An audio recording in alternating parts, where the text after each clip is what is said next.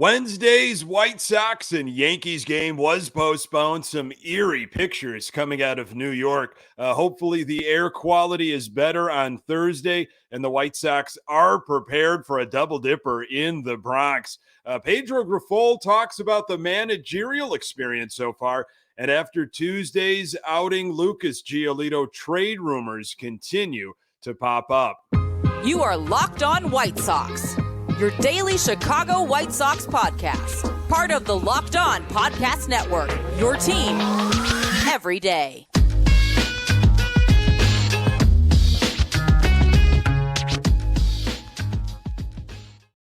Hey, Sox fans, welcome back to Locked On White Sox. Thank you for making Locked On White Sox your first listen each and every day. We're free and available on all platforms. Follow us on Twitter at Locked On Sox. Also, subscribe to our YouTube channel. Just search Locked On White Sox. This episode is brought to you by Birddogs. Go to birddogs.com/LockedOnMLB, and when you enter promo code LockedOnMLB, they'll throw in a free custom Birddogs Yeti-style tumbler with every order. Hey, I'm your host, Nick Morawski, a lifelong, die-hard Chicago White Sox fan, recording this podcast just blocks from the ballpark in beautiful Bridgeport. You can find me on Twitter at Nick_GGTB. Locked On White Sox is part of the Locked On Podcast Network, your team every day.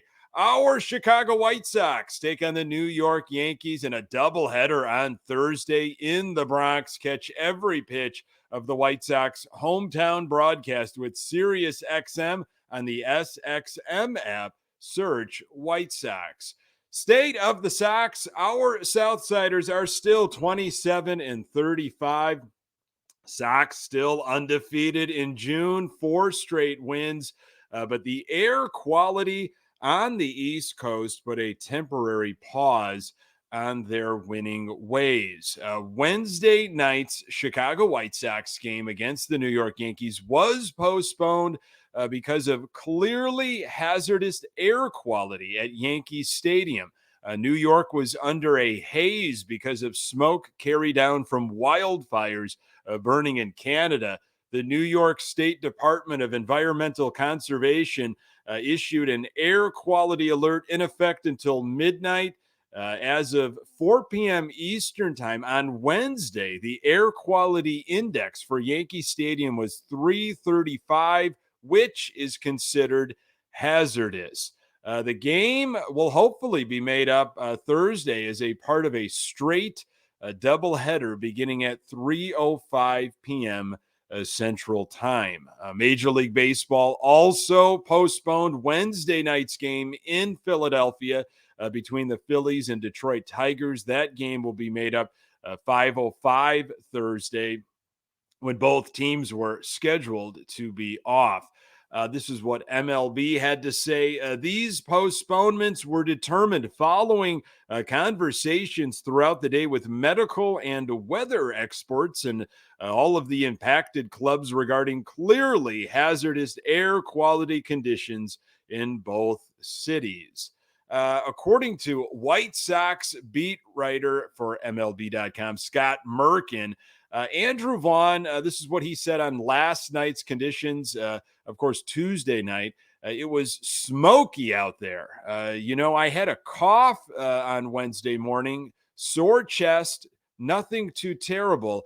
Some of those balls that went up and you kind of lost them for a second, it got a little hazy and you kind of lose them in the lights. I'm sure you saw pictures all over social media. You couldn't avoid them, of what people were putting out there at Yankee Stadium, what it looked like in the middle of the day, the orange sky, really eerie, and all over around New York. Crazy stuff. I don't remember a situation like this. I'm trying to think of a game that was canceled because of air quality. I know of like insect infestation. I've heard that one before. Of course, we're familiar with snow and cold weather and all that kind of stuff in April, sometimes even May. But I don't remember the air quality one. So again, White Sox, their winning ways will be put on pause. I enjoyed Lucas Giolito's outing on Tuesday. We're going to talk a little bit more on that because, he could be a coveted arm at the trade deadline, depending on what the White Sox decide to do and how desperate some other teams get, maybe that think Lucas Giolito might be a missing piece. Again, all offense from Sebi Zavala, which was good to see. Good to have, Sebi have that game and, more confidence behind home plate as well. But you need more consistent offense. Absolutely. You need more consistent offense.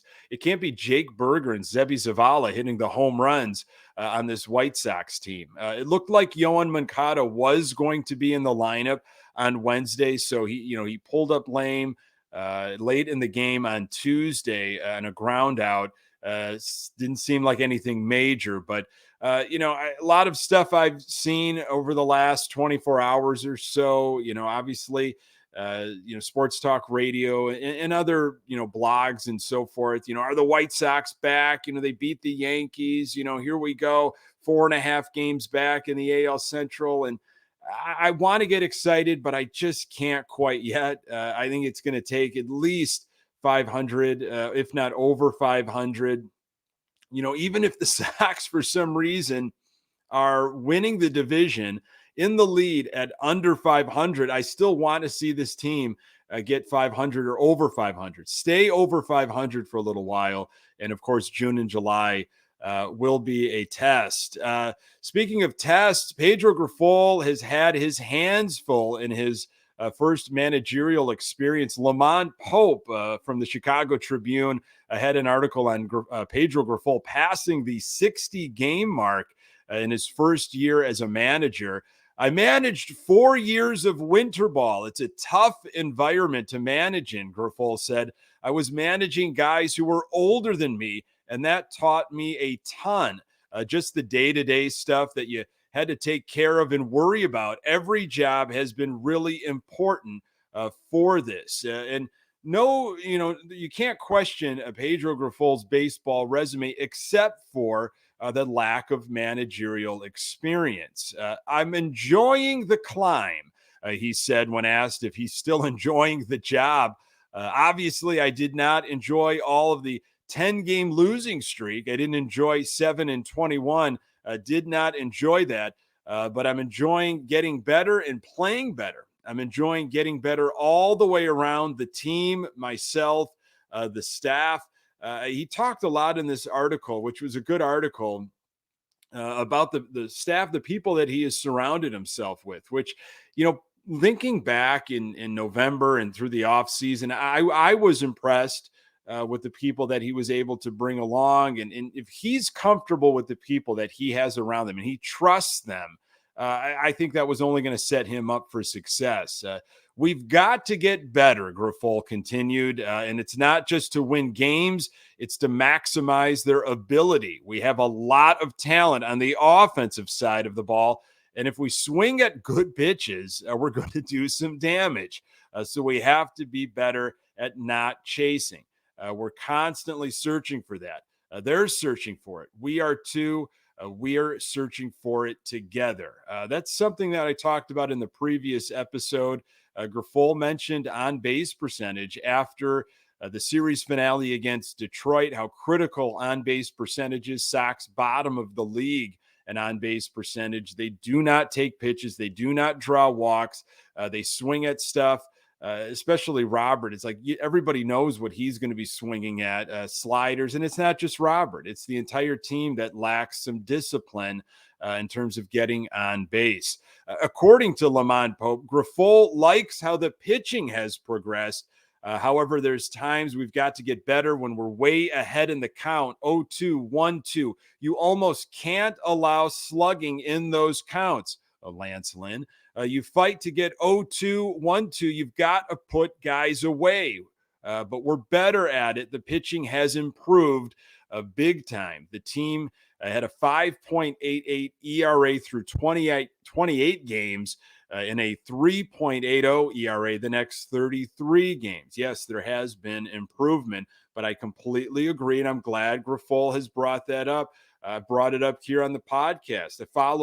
I feel like a whole rotation worth of what pitchers did when they were ahead in the count, what they used, where they went. Seems like a lot of elevated stuff has been popular now, but you have to have some wipeout stuff.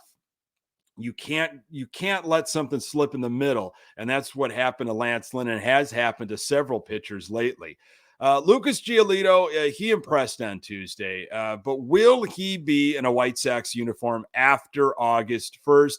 If Grifol can master the climb and help guide the White Sox out of their ditch, and the White Sox are actually buyers or they stay put, then Gio just can't be moved. But there are no shortage of articles pointing to Giolito being the arm that will be wearing a different uniform after the deadline.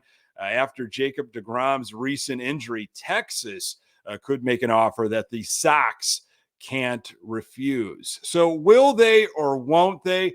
I don't think we'll know what the White Sox will do until around the All-Star break, maybe later. But starting pitching, as always, will be in high demand. More on that in a moment. Today's episode is brought to you by Birddogs. Birddogs make you look good. Their stretch khaki shorts are designed to fit slimmer through the thigh and leg, giving you a truly sculpted look. Birddog shorts do the exact same thing as Lululemon, but fit way better. They fit better than regular shorts that are made of a stiff, restricting cotton. Birddogs fix this issue by inventing cloud knit fabric that looks just like khaki, but stretches so you get a slimmer fit without having to sacrifice movement. Birddog uses anti-stink sweat wicking fabric that keeps you cool and dry all day long. I can attest to it. They are comfortable shorts. You've got to try them. They're the most comfortable shorts you will own. And this summer, when the weather's getting hot, especially, you want to be in something cool and comfortable. So go to birddogs.com/LockedOnMLB and enter promo code LockedOnMLB for a free Yeti style tumbler with your order.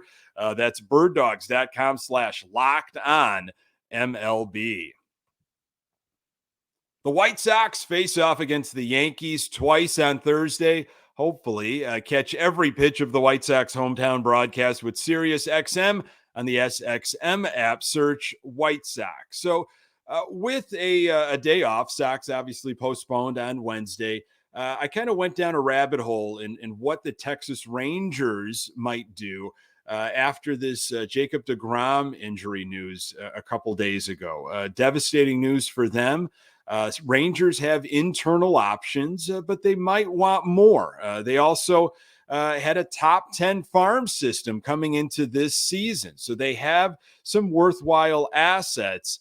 That doesn't always mean there's going to be a deal, but went over to Sports Illustrated and they had an article about Rangers just needing pitching by Matthew Postins. And this is what he had to write. CBS Sports recently published a list of 20 players that could be dealt at the deadline. Among the candidates when it comes to starting pitching were White Sox right-hander Lucas Giolito, Cleveland Guardians right-hander Shane Bieber, Detroit Tigers left-hander Eduardo Rodriguez, Sox right-hander Dylan Cease, San Francisco Giants right-hander Alex Cobb, and Sox right-hander Lance Lynn. Interesting there on the Lance Lynn piece. Obviously, Dylan Cease, I think, would be the big chip if they actually want to go that route. I don't think it's going to get there. But Lucas Giolito, if he continues to string together some starts, but if he does that, well, then I would feel like the Sox will be in contention in the AL Central. And that's the whole dynamic we've been talking about. Do you win the Central, just go after it? Or do you say, look, I don't know what's going to happen in the future. I don't think we as a front office, as an organization, are going to sign Lucas Giolito. So let's just face reality and get something, because starting pitching will be in demand for teams that think they're not just going to win a division, but they have serious World Series aspirations. And the Texas Rangers, I think they have something going. This was from Fansided from Josh Wilson. The Chicago White Sox have at least two arms they might be looking to cash in with at the deadline, Dylan Cease and Lucas Giolito. In my opinion, Wilson wrote, either of these players would be stellar ads for Texas and are better than both Stroman and Lorenzen.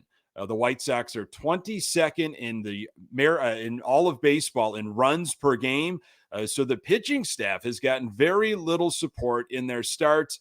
They'd be instantly better somewhere like Texas. Giolito gets the slight edge for his veteran experience overseas, but both pitchers are capable. If the Rangers sign Cease, they'll be committed for a few extra years as well. If Texas strictly wants a rental, they should push for Lucas Giolito. And this from out of The Athletic, Nick Grote.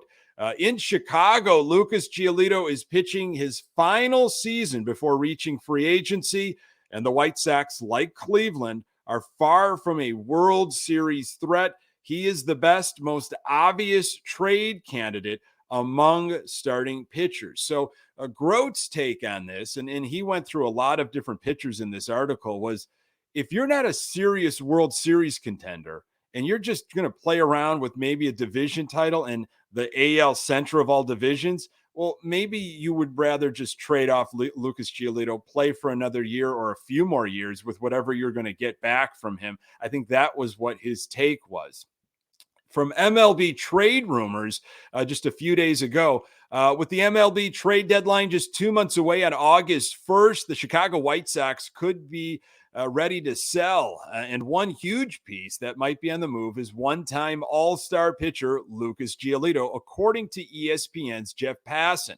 Executives around the league told Passan that if the White Sox manage to resurrect their season, it's expected that Lucas Giolito will be traded as he's set to become a free agent in the offseason. So even if the White Sox manage to resurrect their season, Passan also listed Lance Lynn and Liam Hendriks as possible trade candidates for Chicago, but noted that the team could also delve into a full rebuild if the season continues going south.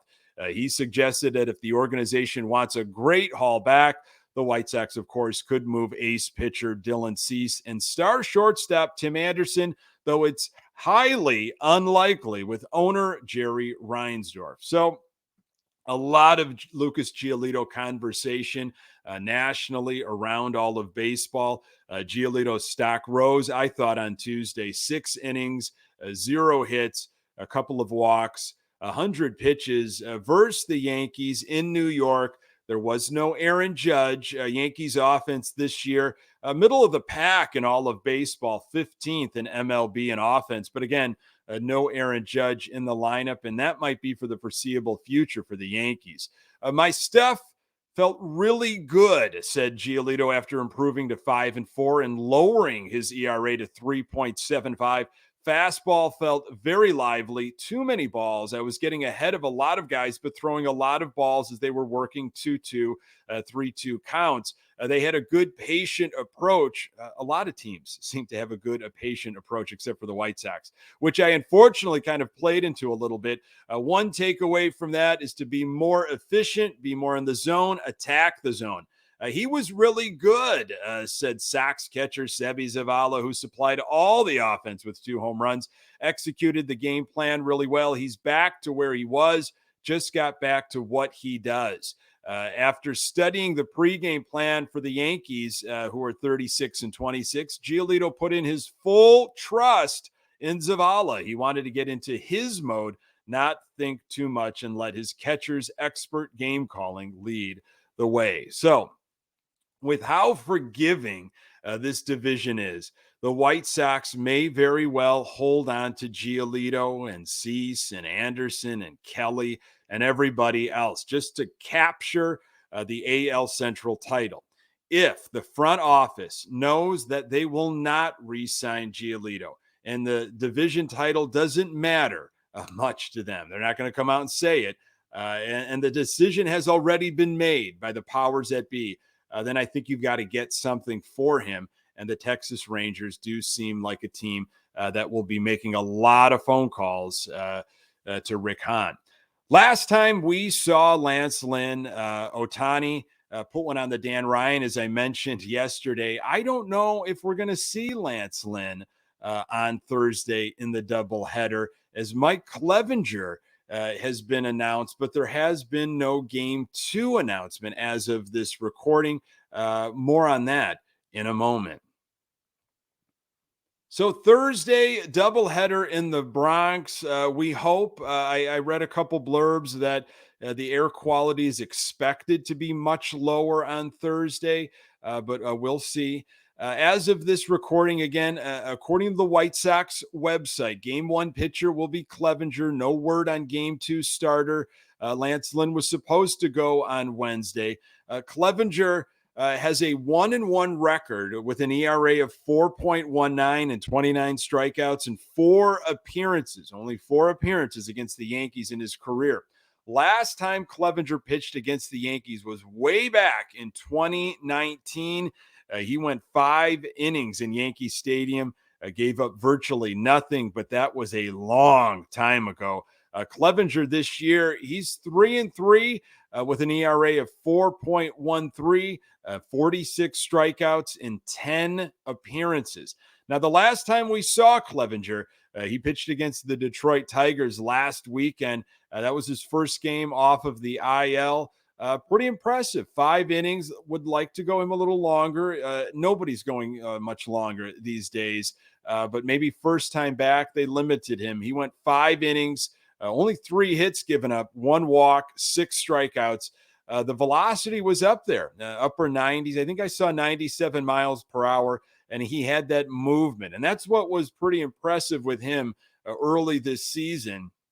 He had a lot of movement on his pitches, a lot of movement, dipping in and out of the zone. He was spotting corners very well. We'll see what he has got in store in New York. So, based on what Grifol has been talking about with on-base percentage, he's got to be focusing on that, hopefully, with the rest of this coaching staff, hitting coach, assistant hitting coach, Castro and Johnson, get on base. And we need more than just Berger, who was expected to be in the lineup on Wednesday, which was good, I believe in the DH spot. We need more than Berger and Zavala.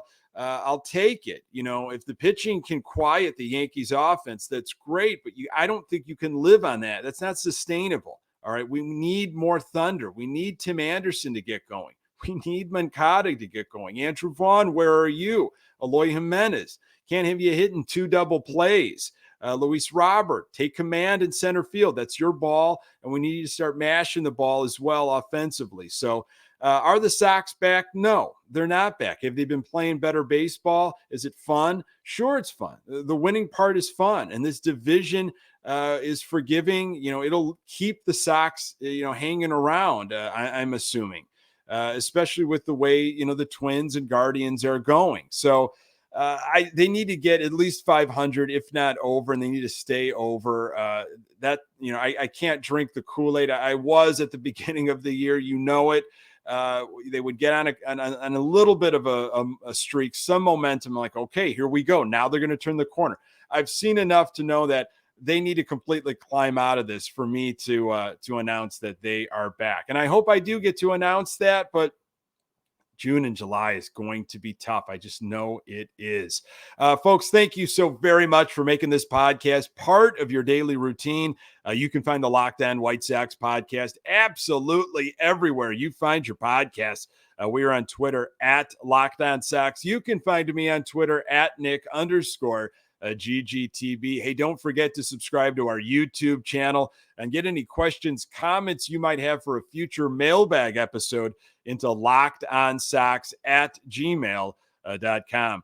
Our Chicago White Sox take on the Yankees on Thursday, hopefully in New York. Doubleheader. Catch every pitch of the White Sox hometown broadcast with SiriusXM on the SXM app. Search White Sox. Thanks for making Locked On White Sox your first listen every day. And hey, everydayers, you know who you are. I appreciate it. On the next episode, I will recap the doubleheader, hopefully be talking about a couple White Sox wins. Appreciate you making time for the Locked On White Sox podcast. I'm Nick Morawski. Until next time, go Sox.